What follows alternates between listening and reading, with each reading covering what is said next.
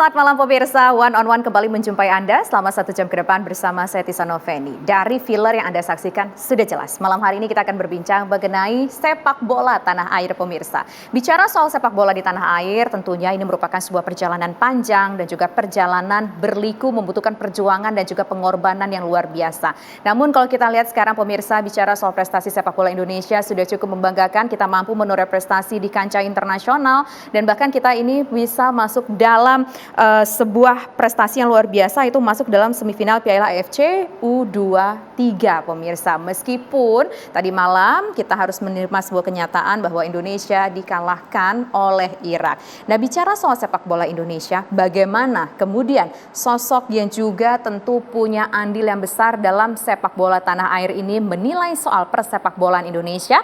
Langsung saja saya perkenalkan malam hari ini narasumber saya, yaitu ada Nurdin Khalid yang merupakan Ketua Umum PSSI periode 2003 hingga 2011.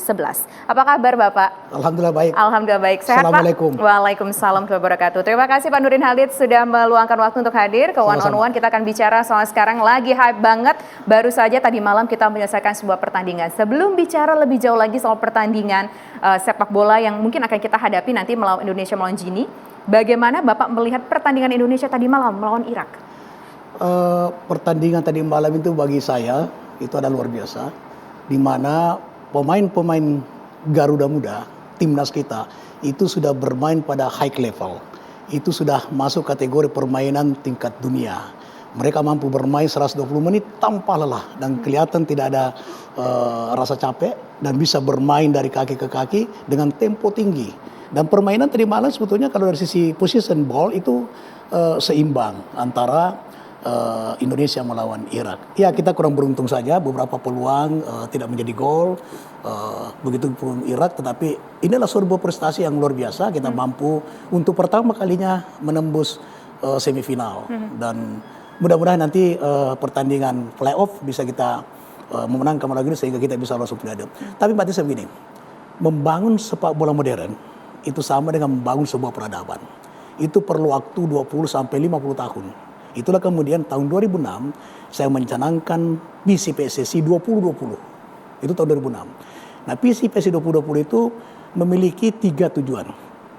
Yang pertama adalah memperkuat daripada profesional klub. Nah, pada saat saya menjadi ketua tahun 2003, kita belum memiliki liga profesional. Yang ada adalah Galatama dan Perserikatan. Nah, kemudian saya melakukan terobosan dengan mengundang seluruh stakeholder sepak bola Indonesia. Tidak mudah. Yang hadir kurang lebih 1.000 orang. Ya. Waktu itu, barulah kemudian kita mampu menyatukan antara Galatama dengan Perserikatan, lahirlah Liga Indonesia. Nah, di tahun 2005, itulah kemudian kita mendirikan Badan Liga Indonesia yang sampai sekarang ini alhamdulillah masih ada. Badan Liga Indonesia harus profesional. AFC sudah menetapkan kriteria tentang klub-klub profesional. Maka ada 4 langkah yang harus dilakukan untuk menciptakan sebuah klub profesional. Yang pertama adalah harus berbadan hukum. Nah, itulah saya dirikan BLI, kemudian menjadi sebuah perusahaan berbadan hukum, yaitu PT Liga Indonesia, yang sekarang PT Liga Indonesia Baru. Nah, yang kedua adalah klub itu harus memiliki daripada lapangan latihan, stadion, kantor, dan sebagainya. Yang ketiga harus ada punya tenaga profesional. Ya. Yang keempat harus membina usia muda. Youth Development. 4 langkah itulah yang masuk di program PC 2020. Program yang kedua adalah mendirikan Badan Indonesia, Badan Liga Amatir, kemudian Badan Tim Nasional. Alhamdulillah sekarang Badan Tim Nasional kita masih ada. Badan Liga Indonesia yang mengelola jadi satu kompetisi ke atas saya tambah, yaitu Liga Indonesia, Liga Profesional, kemudian ke bawah juga tambah, yaitu Liga Divisi 3. Nah, yang mengelola ini sebagai operatornya ada 2. Yang mengelola Liga Operasional itu BLI, kemudian yang mengelola Liga Amatir itu adalah BLI, itu Badan Liga Amatir. Kemudian mengelola Tim Nasional itu Badan Tim Nasional. Nah, 3 lembaga inilah yang kita dirikan ketika itu di tahun 2006. Kemudian tahun 2007 kita telah mendapatkan predikat klub profesional dan liga profesional. Dan pada saat itu alhamdulillah kita ranking 8 dari 42 negara di Asia. sekarang adalah ranking 23 dari pemerintah negara. Ini pertanda bahwa liga kita sudah on the track. Dan ini ditandai dengan klub-klub telah memberikan kontribusi untuk pemain nasional negara yang luar biasa. Kalau kita melihat pemain-pemain tadi malam, itu 7 pemain nasional kita itu lahir dari Liga Indonesia. Dan saya juga bangga karena pemain-pemain kita itu adalah yang merupakan asuhan dari Indra Safri yang tahun 2003 menjuarai SEA Games, kemudian lolos 16 besar Asian Games tanpa naturalisasi. Tadi malam perpaduan antara tim naturalisasi dengan pemain-pemain yang lah dari Liga Indonesia. Oleh karena itu sepak bola kita sekarang adalah sudah berada di jalan yang benar. Sepak bola sudah berada di jalan yang benar, tapi kalau melihat kondisi terkini rasanya tidak lengkap kalau kita tidak berbicara soal kontroversial yang terjadi selama beberapa hari kemarin. Misalnya ketika Indonesia melawan Uzbekistan, pada saat itu banyak sekali suara-suara yang menganggap bahwa wasit itu tidak adil, tidak fair kepada tim nasional Indonesia. Gimana Pak Nurdin Khalid melihat itu? Di dalam sepak bola, faktor laki juga ada. Dan itu kalau sekarang dengan teknologi yang begitu canggih, beda zaman saya dulu, belum ada yang namanya VAR itu. Nah kalau sekarang kita tidak bisa menyalahkan lagi wasit. Tidak bisa, kalau dulu bisa. Ya. Kenapa? Karena mengandalkan kejelian dan kecermatan dari penglihatan seorang wasit. Dan itu kadang-kadang ditentukan oleh seberapa jarak antara wasit dengan bola atau pemain yang bawa bola. Nah kalau sekarang sudah ada alat kontrol yang namanya VAR itu.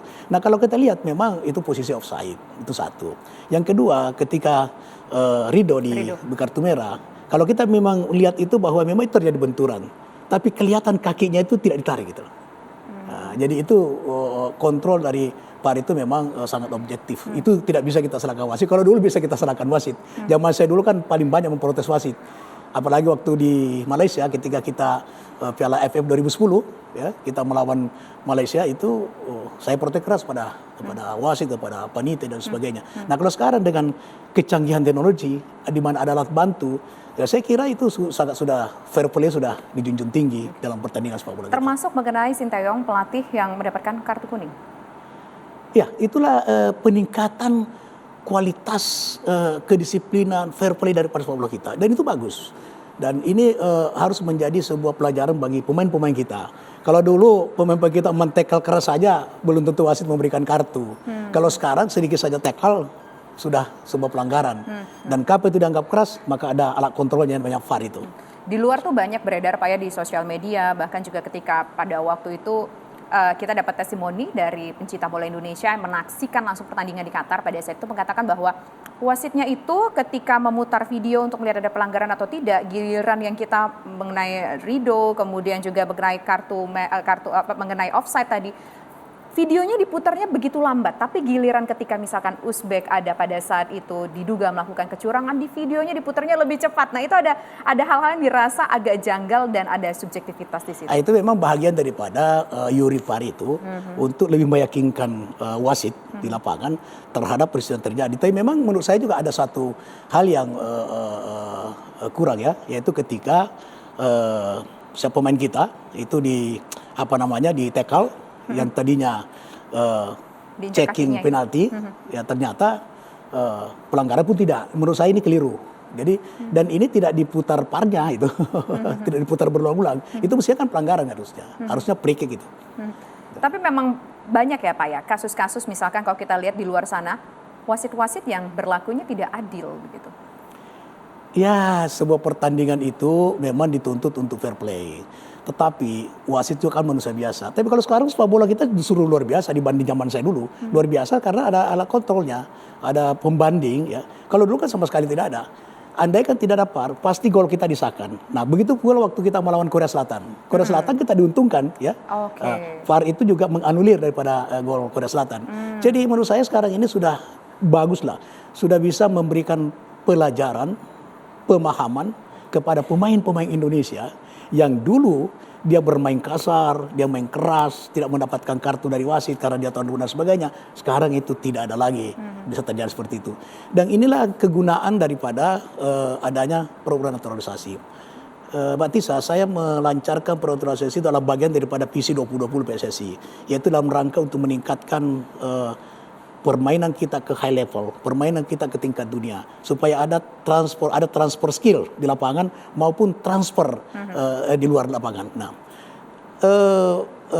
sehingga kita mencanangkan naturalisasi tahun 2010 dan naturalisasi pertama itulah Gonzales, itu yang pertama kali naturalisasi. Tetapi naturalisasi ini harus dilakukan dengan bijak. Kenapa harus dilakukan dengan bijak? Nah, nanti kita jawab Pak ya, bagaimana kemudian naturalisasi ini harus dilakukan dengan bijak. Bagaimana pula seorang Pak Nurdin Khalid ini menilai soal adanya lebih banyak pemain naturalisasi saat ini, walaupun ada istilah diaspora, karena mereka punya darah Indonesia. Sesaat lagi pemirsa akan kami bahas di One on One. Terima kasih pemirsa, Anda kembali di One on One. Kalau tadi sebelum kita commercial break, kita bicara soal naturalisasi. Ternyata pencetus awalnya yang punya idenya pertama kali naturalisasi adalah Pak Nurdin Khalid. Nah, sebelum kita bahas lebih jauh lagi mengenai konsep naturalisasi yang kita lihat sekarang, ada juga istilahnya diaspora saat ini. Mungkin kita bisa putarkan dulu nih pemirsa, cuplikan-cuplikan berita berikut ini berkaitan dengan naturalisasi tentunya. Nah ini, Sinteyong. Proyek naturalisasi tak salah, terpenting adalah berdarah Indonesia. Wah, ini berarti konsep diaspora tadi nih Pak. Kemudian ada berita juga pemirsa dari Ketua Komisi 10 DPR, kritik naturalisasi jadi andalan pembinaan Timnas PSSI. Mau sampai kapan? Kayaknya ada rasa-rasa kurang setuju nih dengan naturalisasi nih kalau dari cuplikan ini. Kemudian pengamat sepak bola asal Vietnam kritik program naturalisasi Timnas Indonesia bukan solusi untuk jangka panjang. Ini kayaknya pada mengkritik-kritik naturalisasi nih Pak. Gimana Pak Nurdin? Jadi ketika saya mencanangkan visi 2020, industri bola menuju pentas dunia. Nah, industri bola yang tadi saya sampaikan itu adalah Liga Indonesia yang profesional. Kemudian pentas dunianya, kita waktu itu kita mencanangkan 3 tujuan. Yang pertama adalah menjadi tuan rumah Piala Asia dan tuan rumah Piala Dunia 2022. Kemudian timnas kita lolos Olimpiade 2024 yang sekarang. Kemudian lolos Piala Dunia 2026. Itu yang merupakan sasaran di tahun 2026 ketika kita mencanangkan daripada pentas dunia. Nah, salah satu faktor yang waktu itu kita lakukan adalah, salah satu hal yang kita lakukan adalah ada program naturalisasi. Ini hanya untuk mempercepat daripada transfer skill dari pemain-pemain luar yang berpengalaman bertanding di daerah yang sudah menjadi industri bola dengan pemain-pemain kita. Itu tujuannya.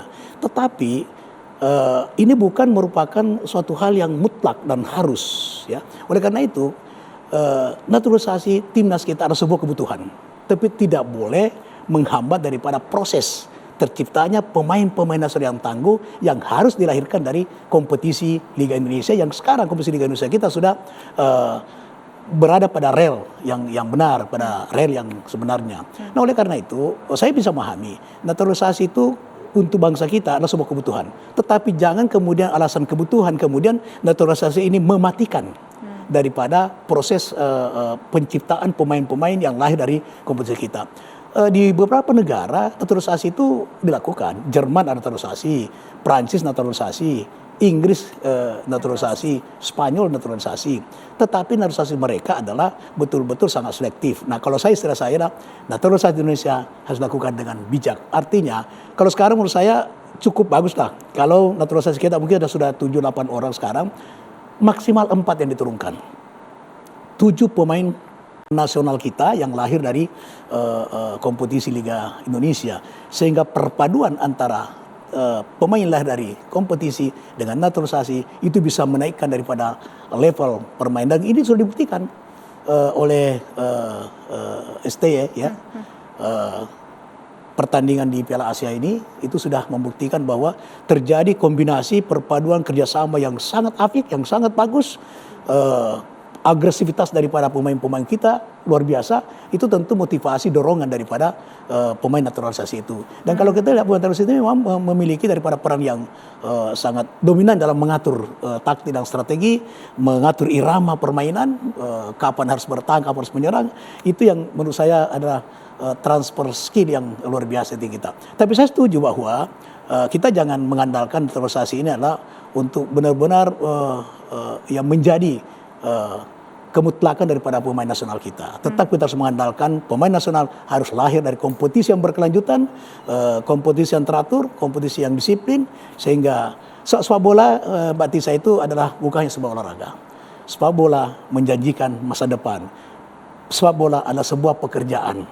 Bagaimana kayanya seorang Ronaldo, seorang Messi, ya, itu harus kita contoh dan memberi sugesti kepada pemain-pemain kita, orang-orang tua kita agar anaknya mau bermain bola karena sepak bola menjanjikan masa depan yang lebih baik.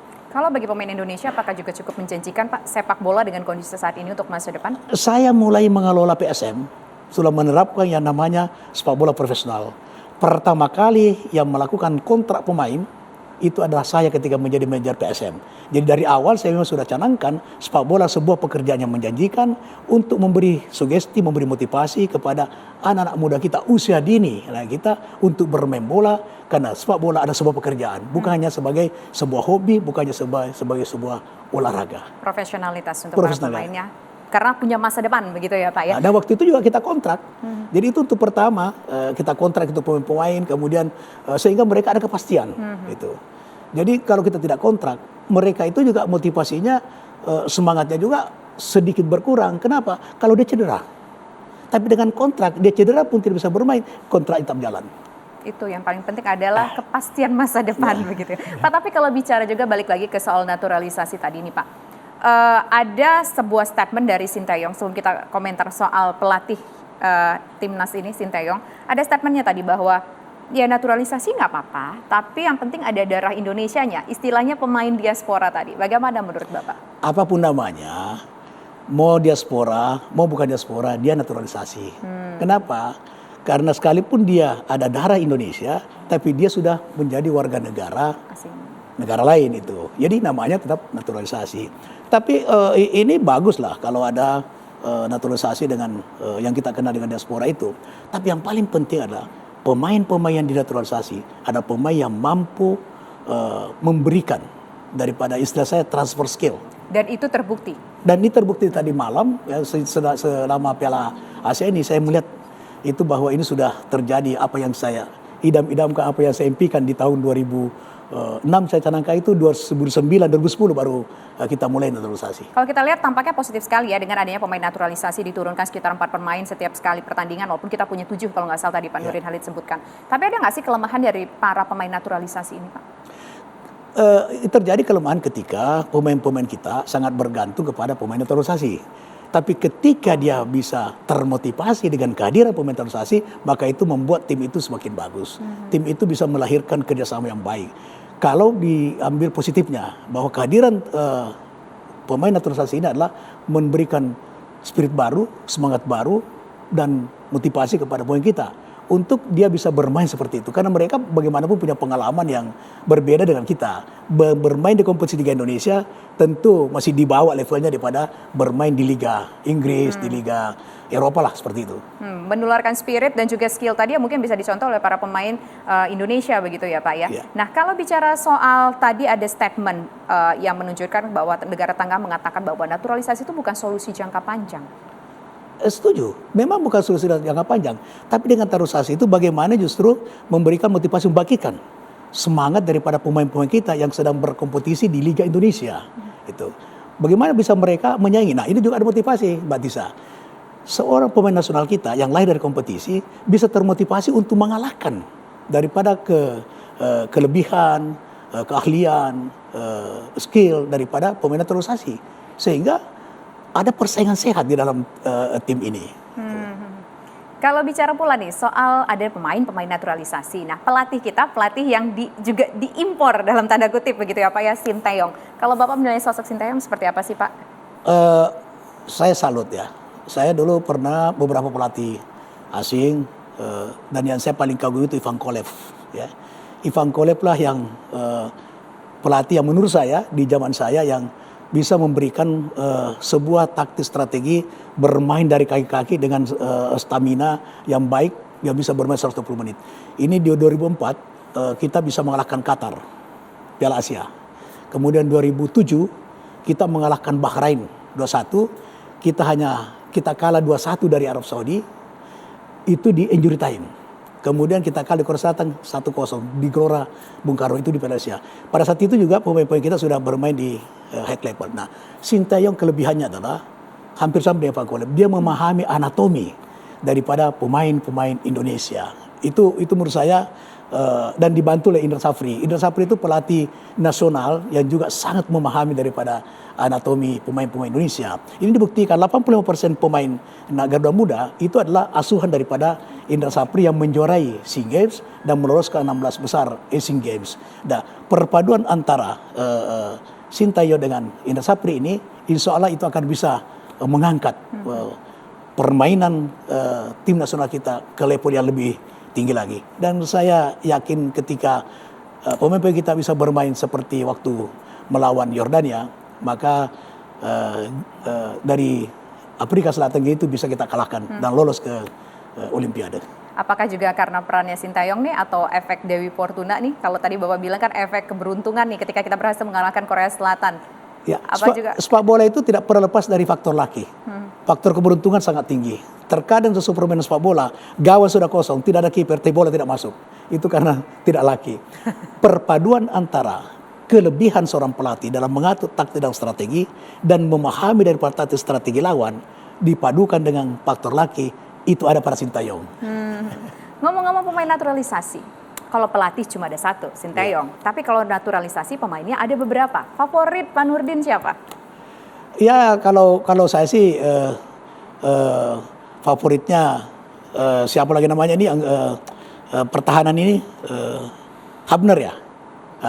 Itu dia mampu mengatur irama permainan. Kapan dia menyerang, kapan dia delay, kapan dia bertahan. Itu saya kagum dia. Itu karena pengalamannya di luar. Gitu. Nah kalau dengan yang seperti itu, kalau yang lokal siapa nih Pak yang punya kemampuan yang sama-sama nih? Lokal, ya Marcelino. Itu luar biasa. Ini mengingatkan saya pada Iswadi Idris almarhum. Ya, dia pemain yang otaknya luar biasa itu. Kaki kuat, otak luar biasa. Otak luar biasa, kakinya itu seperti seorang penari yang sangat lincah. Dan ini dibuktikan pemain Irak yang tinggi, pemain Yordan yang tinggi itu dia bisa lewati 2-3 pemain. Ini perpaduan antara kecerdasan antara otak dengan kaki. Itu adalah idola saya. Nah baik nih Pak, kalau bicara soal apakah kita bisa masuk nanti ke Olimpiade di Paris begitu, ini kan ada satu tahapan lagi yang harus kita lewati. Apakah kira-kira kita bisa melewati tahapan tersebut melawan Gini begitu Pak? Nanti akan kita bahas usai jeda berikut pemirsa. Kami kembali usai jeda berikut.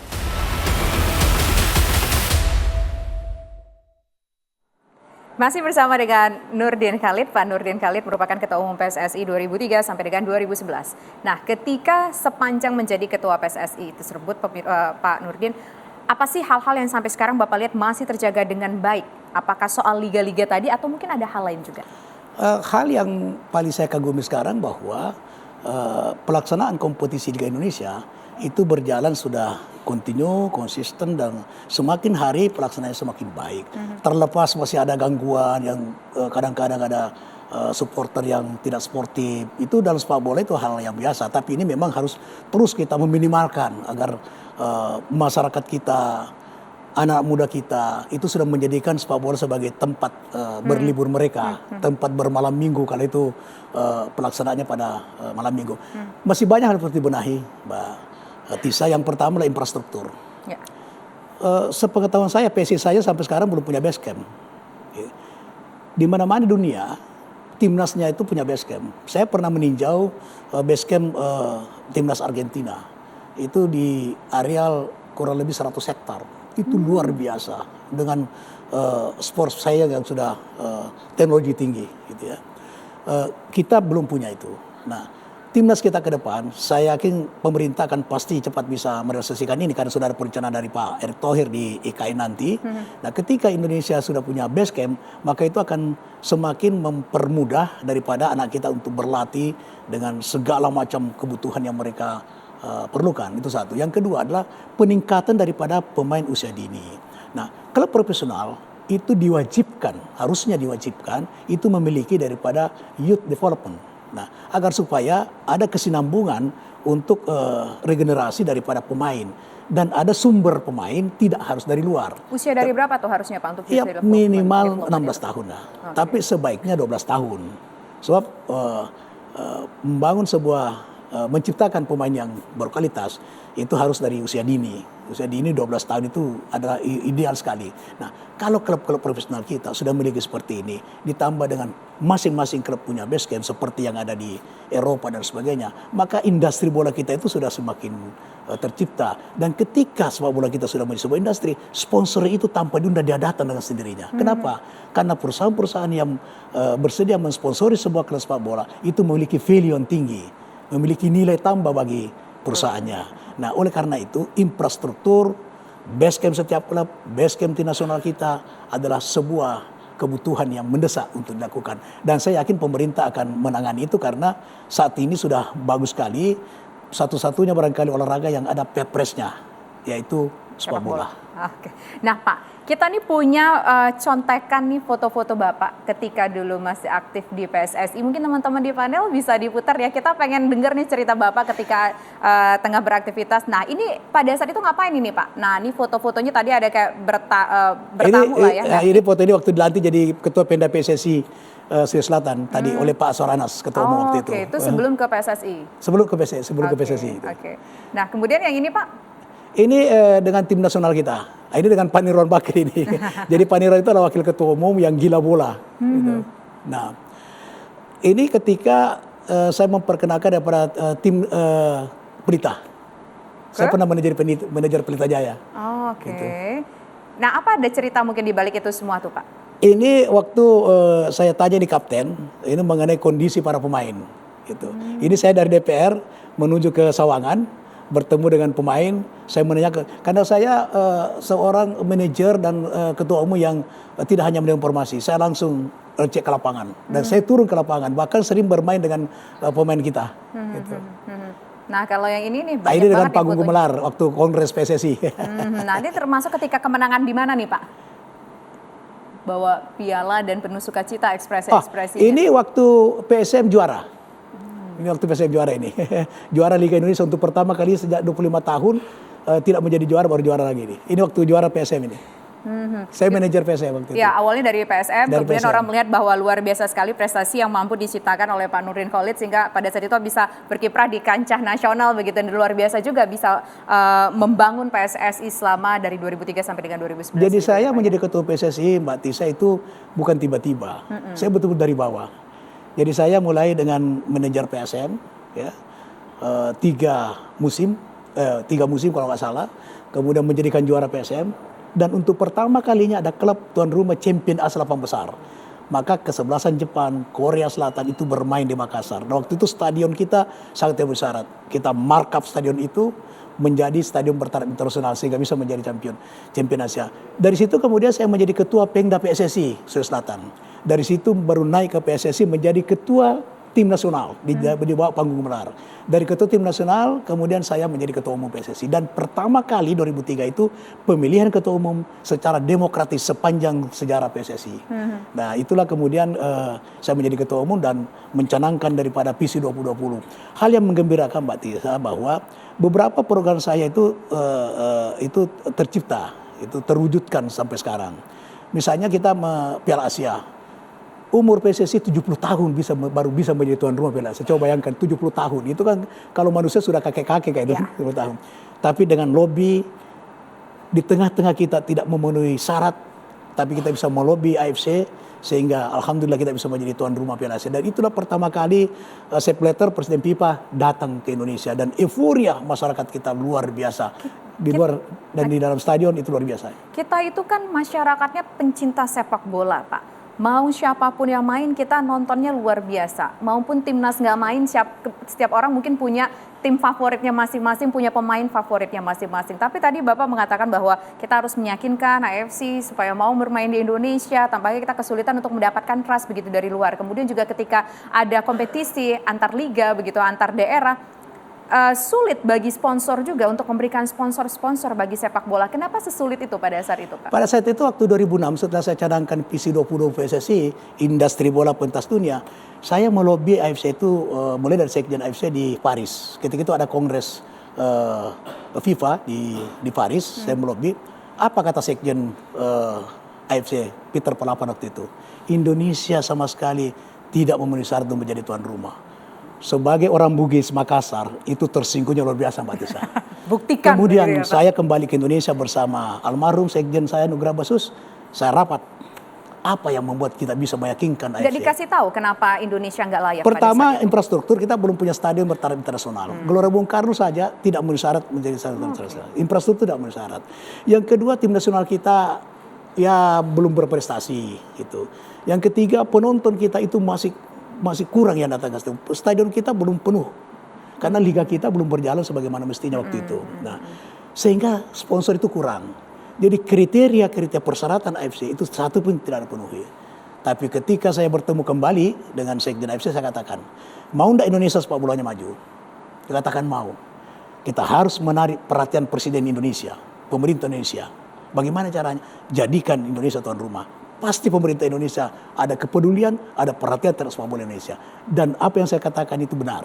Kemudian dia tawarkan, oh, kalau begitu tuan rumah 4 negara. Ya, Indonesia, Singapura, Thailand, Vietnam. Saya terima itu. Tapi saya bilang pembukaan dan final itu di Indonesia. Dan dipenuhi pada Dan alhamdulillah dengan kita ditunjuk menjadi tuan rumah, Presiden SBY pada saat itu menyetujui untuk renovasi stadion Bung Karno Gelora Bung Karno menjadi stadion bertaraf internasional sampai sekarang. Nah, itulah kemudian euforia sepak bola kita, antusiasme masyarakat luar biasa sehingga liga kita bisa berjalan dengan baik, dan 2007 kita menduduki ranking 8 penyelenggaraan Liga Indonesia dari 43 negara. Tapi kalau dengar cerita Bapak ini ketika commercial break, ternyata ketika membangun sepak bola Indonesia beberapa belas tahun yang lalu, itu benar-benar PSSI terseok-seok begitu ya Pak, menawarkan tayangan pertandingan antar klub liga saja. Pada saat itu katanya ditolak sejumlah stasiun televisi, sampai akhirnya ketika ada pertandingan justru dibidding ke beberapa stasiun televisi, dan itu menjadi sebuah perlombaan bagi stasiun televisi untuk mendapatkan ya Pak ya. Mbak Tisa, kalau saya membayangkan tahun 2003, 2004, hampir saya mundur jadi ketua PSSI waktu itu. Baru mulai ya? Baru mulai. Kenapa? Karena ketika saya menelpon Dirut Bank Mandiri waktu itu, ini cerita Pak Nelu almarhum, bahwa saya menyampaikan ini segera saya akan menyampaikan program untuk Liga Mandiri. Karena sebelumnya tahun 2003 itu Liga Mandiri, waktu Pak Agung Gumelar. Apa kata Dirut Bank? Mohon maaf Pak Nurdin, Liga Mandiri, Bank Mandiri tidak menjadi sponsor lagi. Kenapa? Tidak ada value untuk Bank Mandiri. Luar biasa kekecewaan. Itulah kemudian saya merancang sebuah konsep industri bola. Itulah yang saya jual kepada stasiun televisi. Alhamdulillah saya bidding, kalau nggak salah ada 4 atau 5 yang ikut bidding waktu itu. Bidding secara tertutup dimenangkan oleh Antv. Antv itu waktu itu memberikan penawaran 100 miliar di bayar depan. Itulah 100 miliar yang kita deposito, yang kita mainkan sehingga bisa kita melanjutkan daripada kompetisi berkelanjutan sampai hari ini. Perjuangan luar biasa. Dan ketiga itu Mbak Tisa, kalau kita mau tim nasional jangankan latihan. Untuk pertandingan saja kita harus bayar televisi untuk dia siarkan. Dulu waktu itu. Dan ya kebanyakan waktu itu pengurus mengeluarkan dana dari koceknya, termasuk di klub-klub. Klub-klub itu hampir semua manajernya, termasuk waktu dia manajer PSM, hampir semua klub Indonesia itu pengurusnya yang mengeluarkan uang. Karena belum ada sponsor seperti sekarang. Nah, setelah kita mencanangkan industri bola menuju pentas dunia, barulah kemudian liga profesional kita diakui LFC, barulah sponsor datang. Dan saya bangga hati karena konsep itu berjalan sampai saat ini, sehingga sepak bola kita sudah masuk dalam kategori industri bola. Oke, sudah masuk kategori industri bola, dan juga kita sudah mampu saat ini pemirsa menoreh prestasi di kancah internasional, dan harapannya kita tentu bisa masuk nanti ke Olimpiade di Paris, Prancis pemirsa. Nah, bicara soal harapan ke depan untuk Olimpiade Paris, Prancis, kita tentu harus bertanding dulu nih dengan Gini. Bagaimana Bapak melihat proyeksinya untuk Indonesia? Bisakah Indonesia mengalahkan Gini dan kita bisa berprestasi menuju ke Olimpiade? Sesaat lagi pemirsa akan kita bahas, tetaplah bersama kami di One on One.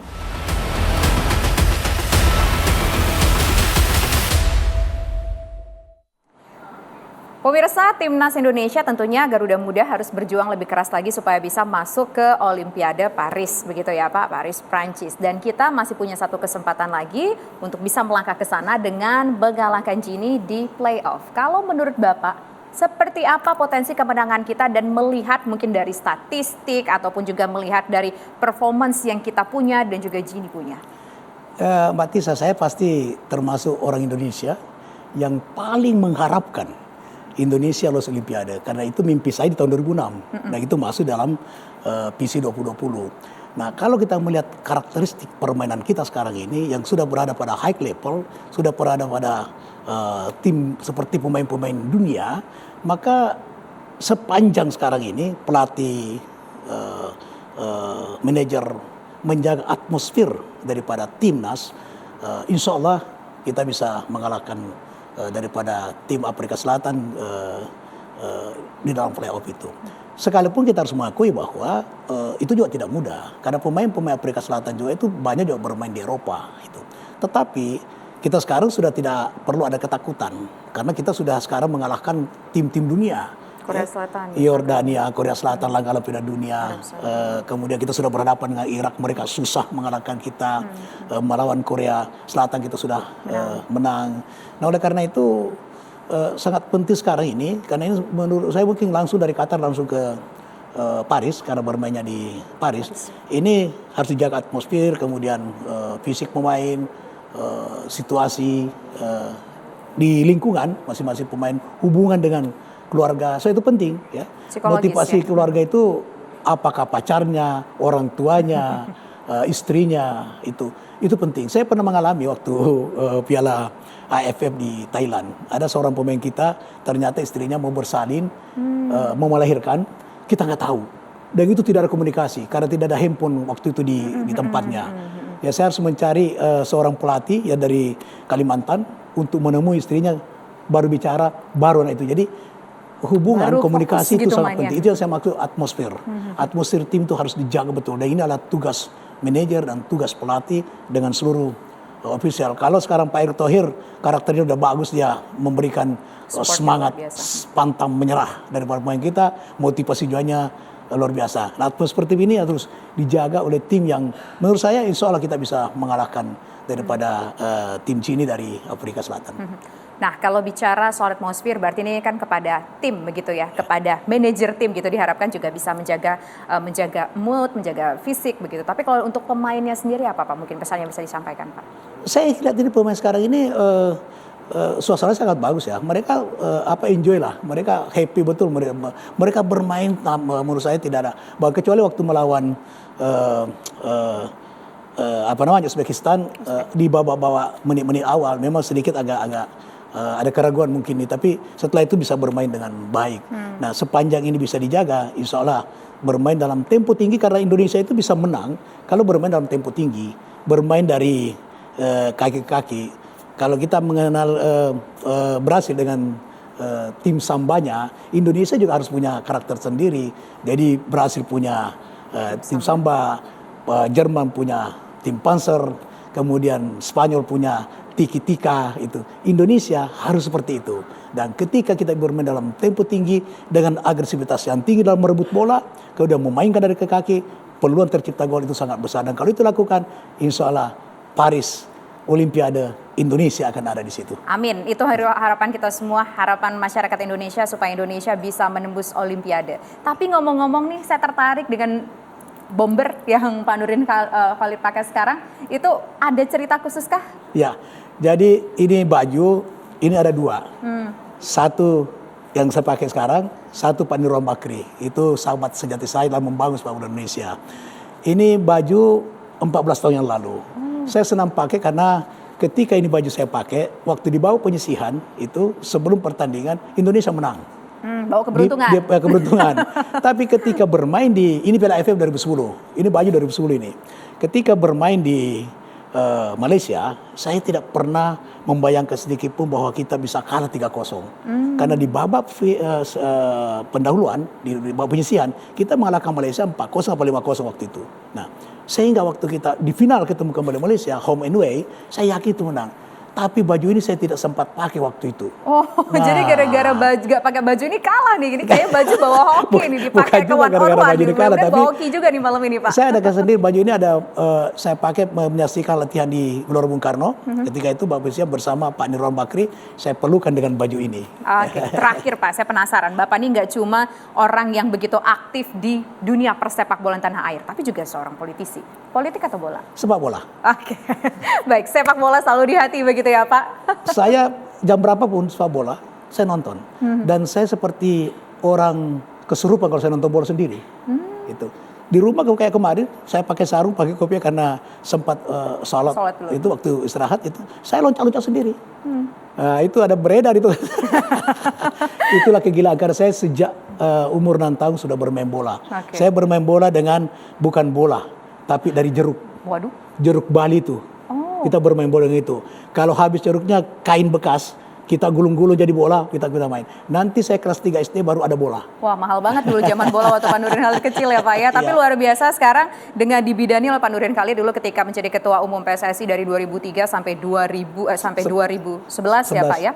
Itu harapannya mudah-mudahan bisa segera terwujud. Indonesia bisa bermain di tingkat Olimpiade dunia. Insya Allah target sudah ada, kita sudah tinggal satu langkah Olimpiade. Kemudian sekarang kita sudah juga bisa satu langkah lagi ke Piala Dunia. Itu bukan satu langkah lagi, bisa ke babak berikut. Dan tanda-tanda sudah ada, mudah-mudahan nanti insya Allah kita bisa ke babak berikut, baru maju ke Piala Dunia. Oke, itu harapan kita semua. Bravo untuk sepak bola tanah air. Terima kasih Pak Nurdin Halid sudah bersedia berbincang bersama kami di One on One. Pemirsa, demikian kebersamaan kita. Saya Tisa Noveni undur diri. Terima kasih, selamat malam, sampai jumpa.